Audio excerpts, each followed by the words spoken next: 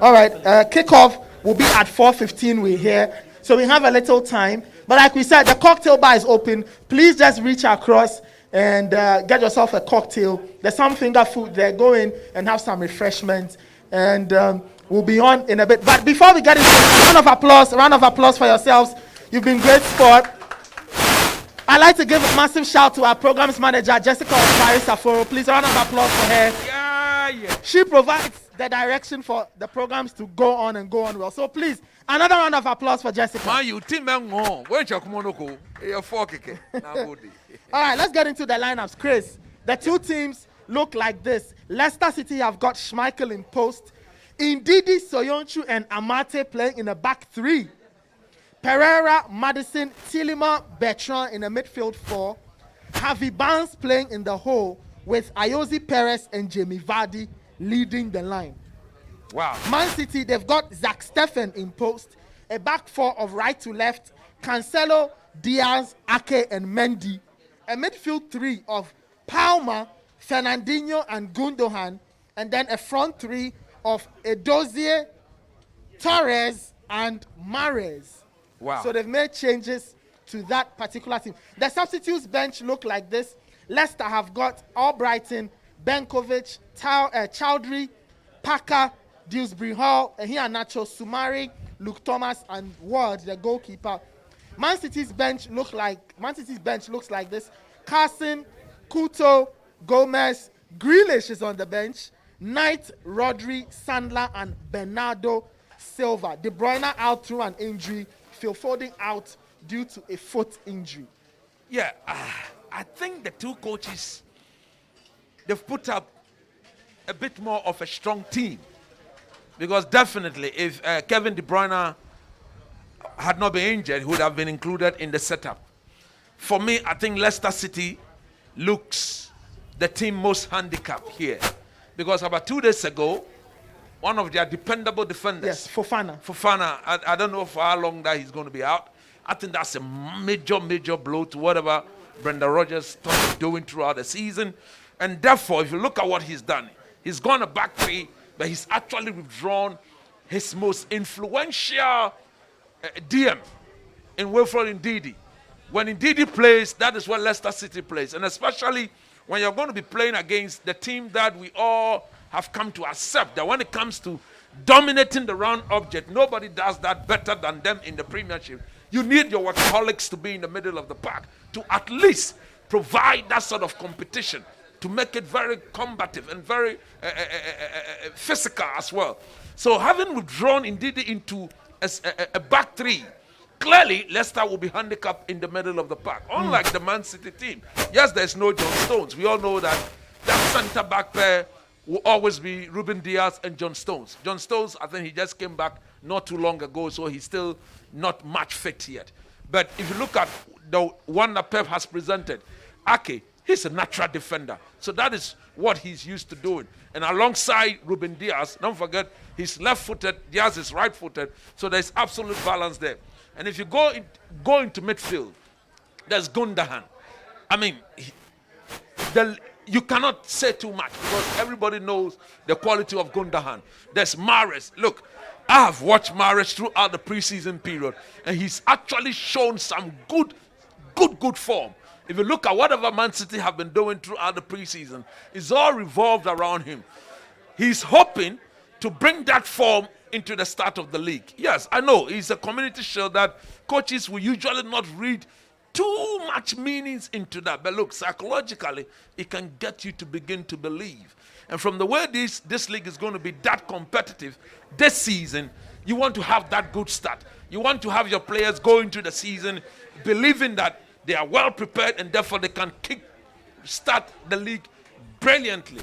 And I think that is what the two coaches will be looking for. For Pep Guardiola, he'll be looking at throwing Jack Grealish in there sometime in the game. All of us, I'm eager to see what exactly Jack Grealish is going to bring to this team. Okay. Within the system, I'm eager to see where he'll be deployed.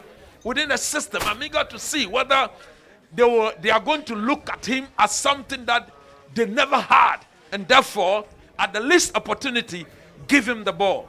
I beg to differ, because I think that over the years, Mahrez, Bernardo Silva, at times, they have presented that technical ability to this Man City team. So, Jack Grealish, is he going to be playing through the middle? Is he going to be asked to play out wide like he normally would do in England? He said that he was shocked when, after signing the contract, he realized he will be given the number 10 shirt. It speaks volumes. That's Aguero's old number. That Aguero's old number. The legend. He's been handed the legend's number. And for him, he has that, the number 10 shirt alone, having been given to him, has brought on some form of tag responsibility that he just cannot go and disappoint. And again, for the fact that he's the most expensive player ever to be bought in the Premiership, that alone brings on pressure. So look, I'm hoping and praying that he will do very well, but against my team, he will flop. Then we will have our way. But for today's game, when Pep decides to throw him in, I want to see how he's going to work through the system. It's very, very important. I'll be passing the mic around, but Man City's Community Shield record, they've won 6. The last time they won was in 2019. And this is a game they've been playing regularly because they are either winning one trophy or the other. And so they are in the mix. Yes. Let's pass the mic around, Chris, and let's see if we can get any takers on this particular encounter. Before all of that, ladies and gentlemen, round of applause for one of my colleagues, Apioko. Yay!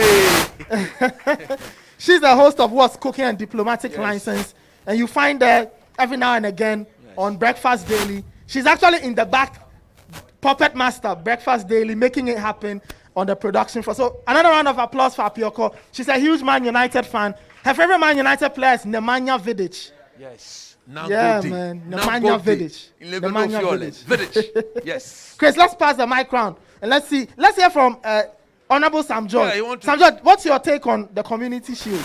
Arsenal hasn't played. The last time Arsenal played, they won. Yeah. Yes, I remember that. Yeah. Aubameyang masterclass. Yeah. Your thoughts on this one? We were just having a conversation amongst ourselves. You know, the master tacticians. That's our class. Yes. And we think that Leicester would nip this, possibly nip this. Yes. You see, it's one thing having a team or a cluster of 11 world-class players. Okay. And it's another thing having a team. There's something about the Leicester team that there's a bond. They are a team. There's a hunger in that team to want to prove a point. One of the things that could actually be the downfall of Man City this year is a conflict of star power. Okay. Where you have too many stars. But haven't they handled it quite well? Well, ever since the money started coming in. You see, it's now they're having a lot more stars, a lot more egos to manage. Okay. A lot more players who have personal glory to achieve. You brought in a Jack Grealish, who, like we're just saying right now, the coach has made it clear. If he knew what he knows today, 2 weeks ago, he wouldn't have signed him. Have bought Grealish. So I mean that is huge disrespect to a talent like Grealish. And Grealish will want to show on the pitch that he is worth the 100 million that has been spent on him. Okay. He's worth being the British record signing. That in itself could inhibit the team play, because then he wants to show why he is worth the 10 jersey. And when you begin to have players wanting to prove individual points, the team suffers for it. And so for me, it is a major issue. It's a major issue in that team. So you feel that Pep will have to try and keep these egos very happy across 10 months? Pep has a lot of work to do in managing the egos in that team, and that could be the undoing of the Man City team this season. You understand me? It's a very talented team. It's a group of 11 or even, we just saw 22 talented players. But if they can gel as a team, if they can put the collective over the individual, is yet to be seen. Okay. What you see with this team and every champion, the Leicester team, and every team that has actually gone ahead to win, is that every member of the team plays for the team. When Leicester won the Premiership, there was a hunger.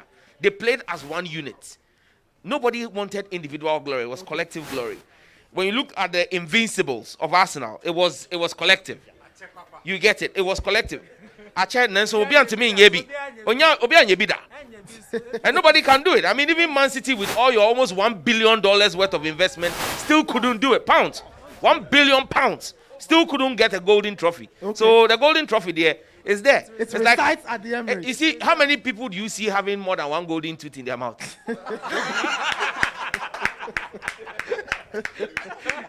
We are the golden tooth of the Premier League. Okay. You get it? So we have the golden trophy. No other team. All the teams, Chelsea, oil money, Man City, Qatari money, Liverpool, American money. You don't have a golden trophy. When you come to the Emirates, we show it to you. You can come and watch. You pay us and you come and see it.